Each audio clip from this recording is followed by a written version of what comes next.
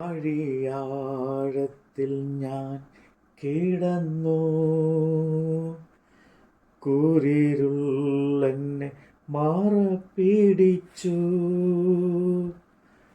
താതൻ തിരുക്കാരം തേടിയെത്തി, തൻ്റെ മാറോട് ചേർത്തണച്ചു. സർവ നന്മകൾക്കും സർവദാനങ്ങൾക്കും ഉറവിടമാ എൻ യേശുവേ, അങ്ങേ ഞാൻ സ്തുതിച്ചിടുന്നു ദിനവും പരനെ നന്ദിയാൽ. പ്രവാചകന്റെ പുസ്തകം 52-ാം അധ്യായം. സിദെക്കീയാവ് വാണു തുടങ്ങിയപ്പോൾ അവന് 21 വയസ്സായിരുന്നു. അവൻ 11 സംവത്സരം യെരുശലേമിൽ വാണു. അവൻ്റെ അമ്മയ്ക്ക് ഹമുദൻ എന്ന് പേര്. അവൾ ലിബ്നക്കാരനായ യിരെമ്യാവിൻ്റെ മകൾ ആയിരുന്നു. യെഹോയാക്കീം ചെയ്തതുപോലെയൊക്കെയും അവൻ യഹോവയ്ക്ക് അനിഷ്ടമുള്ളത് ചെയ്തു. യഹോവയുടെ കോപം ഹേതുവായി യെരുശലേമിനും യെഹൂദയ്ക്കും അങ്ങനെ ഭവിച്ചു. അവൻ ഒടുവിൽ അവരെ തൻ്റെ സന്നിധിയിൽ നിന്ന് തള്ളിക്കളഞ്ഞു.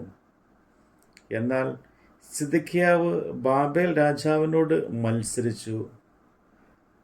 അവൻ്റെ വാഴ്ചയുടെ 9-ാം ആണ്ടിൽ 10-ാം മാസം 10-ാം തീയതി ബാബേൽ രാജാവായ നെബൂഖദ്നേസർ തൻ്റെ സർവ്വസൈന്യവുമായി യെരുശലേമിന് നേരെ വന്നു പാളയമിറങ്ങി അതിനെതിരെ ചുറ്റും കൊത്താളങ്ങൾ പണിതു. അങ്ങനെ സിദെക്കീയ രാജാവിൻ്റെ 11-ാം ആണ്ട് വരെ നഗരം നിരോധിക്കപ്പെട്ടിരുന്നു. 4-ാം മാസം 9-ാം തീയതി ക്ഷാമം നഗരത്തിൽ കലശമായി. ദേശത്തെ ജനത്തിൽ ആഹാരമില്ലാതെ ഭവിച്ചു. അപ്പോൾ നഗരത്തിൻ്റെ മതിൽ ഒരിടം പൊളിച്ചു തുറന്ന് കൽദായ നഗരം വളരെ വളഞ്ഞിരിക്കെ പടയാളികളെ ഒക്കെയും രാത്രി സമയത്ത് രാജാവിൻ്റെ തോട്ടത്തിനരികെ 2 മതിലുകളുടെ മധ്യേയുള്ള പടിവാതിക്കൽ കൂടി നഗരം വിട്ടു പുറപ്പെട്ട് ആരാബയിലേക്കുള്ള വഴിയായി ഓടിപ്പോയി. എന്നാൽ കൽദായുടെ സൈന്യം രാജാവിനെ പിന്തുടർന്നു. യെരിഹോ സമഭൂമിയിൽ വെച്ച് സിദെക്കീയാവോട് എത്തി. അവൻ്റെ സൈന്യമൊക്കെയും അവനെ വിട്ട് ചിതറിപ്പോയി. അവർ രാജാവിനെ പിടിച്ചു ഹാമത്ത് ദേശത്തിലെ റിബ്ളയിൽ ബാബേൽ രാജാവിൻ്റെ അടുക്കൽ കൊണ്ടുവന്നു. അവന് വിധി കൽപ്പിച്ചു. ബാബേൽ രാജാവ് സിദെക്കീയാവിൻ്റെ പുത്രന്മാരെ അവൻ കാണെ കൊന്നു. യഹൂദ പ്രഭുക്കന്മാരൊക്കെയും അവൻ റിബ്ളയിൽ വെച്ച് കൊന്നുകളഞ്ഞു. പിന്നെ അവൻ സിദെക്കീയാവിൻ്റെ കണ്ണ് പൊട്ടിച്ചു. ബാബേൽ രാജാവ് അവനെ ചങ്ങല കൊണ്ട് ബന്ധിച്ച് ബാബേലിലേക്ക് കൊണ്ടുചെന്നു ജീവപര്യന്തം കാരാഗൃഹത്തിൽ ആക്കി. 5-ാം മാസം 10-ാം തീയതി ബാബേൽ രാജാവായ നെബൂഖദ്നേസറിൻ്റെ 19-ാം ആണ്ടിൽ തന്നെ ബാബേൽ രാജാവിന് തിരുമുമ്പിൽ നിൽക്കുന്നവനും അകമ്പടി നായകനുമായ നെബൂസർ ആദാൻ യെരുശലേമിലേക്ക് വന്നു. അവൻ യഹോവയുടെ ആലയവും രാജധാനിയും ചുട്ട് യെരുശലേമിലെ എല്ലാ വീടുകളും പ്രധാന ഭവനങ്ങളൊക്കെയും തീവെച്ച് ചുട്ടുകളഞ്ഞു. അകമ്പടി നായകന്മാരോട് കൂടെ ഉണ്ടായിരുന്ന കൽദായ സൈന്യമൊക്കെയും യെരുശലേമിന് ചുറ്റുമുള്ള മതിലുകളെയും ഇടിച്ചു കളഞ്ഞു. ജനത്തിൽ എളിയവരെ ചിലരെയും നഗരത്തിൽ ശേഷിച്ചിരുന്ന ജനശിഷ്ടത്തെയും ബാബേൽ രാജാവിനെ ചെന്ന് ശരണം പ്രാപിച്ചവരെയും പുരുഷാരത്തിൽ ശേഷിച്ചവരെയും അകമ്പടി നായകനായ നെബൂസർ ആദാൻ ബന്ദരാക്കി കൊണ്ടുപോയി. എന്നാൽ അകമ്പടി നായകനായ നെബൂസർ ആദാൻ ദേശത്തെ എളിയവരിൽ ചിലരെ മുന്തിരിത്തോട്ടക്കാരായും കൃഷിക്കാരായും വിട്ടേച്ചുപോയി. യഹോവയുടെ ആലയത്തിലെ താമ്രസ്തംഭങ്ങളും പീഠങ്ങളും യഹോവയുടെ ആലയത്തിലെ താമ്രം കൊണ്ടുള്ള കടലും കൽദായർ ഉടച്ച താമ്രമൊക്കെയും ബാബേലിലേക്ക് കൊണ്ടുപോയി. കലങ്ങളും ചട്ടകങ്ങളും കത്രികകളും കിണ്ണങ്ങളും തവികളും ശുശ്രൂഷയ്ക്കുള്ള സകല താമ്രോപകരണങ്ങളും അവർ എടുത്തുകൊണ്ടുപോയി.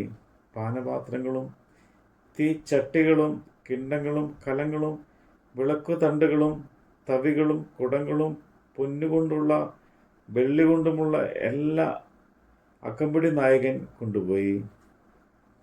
ശലോമോൻ രാജാവ് യഹോവയുടെ ആലയത്തിലേക്ക് ഉണ്ടാക്കിയ 2 സ്തംഭവും ഒരു കടലും പീഠങ്ങളുടെ കീഴെ ഉണ്ടായിരുന്ന 12 താമ്ര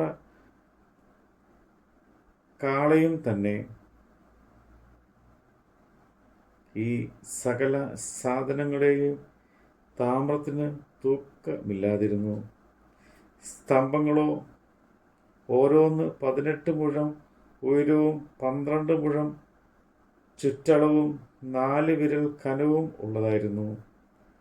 അതു പൊള്ളയുമായിരുന്നു. അതിന്മേൽ താമ്രം കൊണ്ട് ഒരു പൊതിക ഉണ്ടായിരുന്നു. പൊതികയുടെ ഉയരം 5 മുഴം. പൊതികയുമേൽ ചുറ്റും വലിപ്പാണിയും മാതളപ്പഴവും ഉണ്ടായിരുന്നു. സകലവും താമ്രം കൊണ്ടുണ്ടായിരുന്നു. 2-ാമത്തെ സ്തംഭത്തിനും ഇതുപോലെ തന്നെ പണിയും മാതളപ്പഴവും ഉണ്ടായിരുന്നു. 4 പുറത്തും കൂടെ 96 മാതളപ്പഴം ഉണ്ടായിരുന്നു. വലപ്പണിയിൽ ചുറ്റുമുള്ള മാതളപ്പഴം ആകെ 100 ആയിരുന്നു. അകമ്പടി നായകൻ മഹാപുരോഹിതനായ സെരായാവെയും 2-ാം പുരോഹിതനായ സെഫന്യാവെയും 3 വാതിൽ കാവൽക്കാരനെയും പിടിച്ചുകൊണ്ടുപോയി. നഗരത്തിൽ നിന്ന് അവൻ യോദ്ധാക്കളുടെ വിചാരകനായ ഒരു ഷണ്ഡനെയും നഗരത്തിൽ വെച്ച് കണ്ട 7 രാജപരിചാരകന്മാരെയും ദേശത്തിലെ ജനത്തെ പടക്കി ശേഖരിക്കുന്ന സേനാധിപതിമാരായ സക്കാരെയും നഗരത്തിൽ കണ്ട 60 നാട്ടുപുറക്കാരെയും പിടിച്ചുകൊണ്ടുപോയി. ഇവരെ അകമ്പടി നായകനായ നെബൂസർ ആദാൻ പിടിച്ച റിബ്ളായിൽ ബാബേൽ രാജാവിൻ്റെ അടുക്കൽ കൊണ്ടുചെന്നു.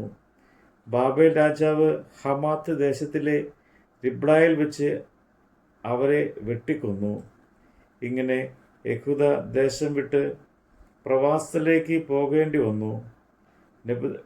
നെബൂഖദ്നേസർ പ്രവാസത്തിലേക്ക് കൊണ്ടുപോയ ജനം 7-ാം ആണ്ടിൽ